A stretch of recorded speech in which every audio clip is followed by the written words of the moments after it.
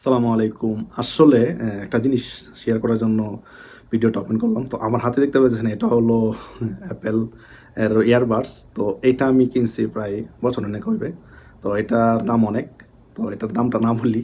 তো এইটার দাম অনেক আর এইটা হলো আমি কিনছি প্রায় মাসখানেক। কিন্তু এইটা আমি খুব কম ইউজ করছি। আর এইটা আমি প্রায় রিসেন্টলি ইউজ করতেছি।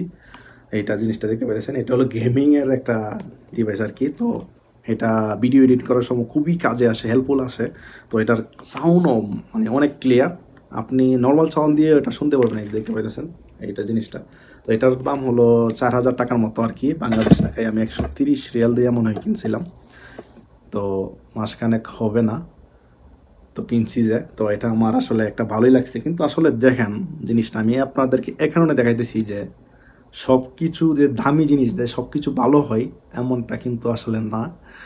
তো ডেফিনেটলি এটা আপনাদের বুঝ, আপনারা কোনটা কিনলে আপনাদের জন্য ভালো হয়। আমার আসলে ভিডিও এডিটিং করার সময় আমার খুবই সাউন্ড খুবই কোয়ালিটিফুল প্রয়োজন লাগে। এটা দিয়ে আসলে ভিডিও এডিট করা হয় না। তো এটা দিয়ে শুধু গান-টান মাঝে, মাঝে শুনি। এমনিতে ইউজ কমই করি, করি না বলতে গেলেই চলে।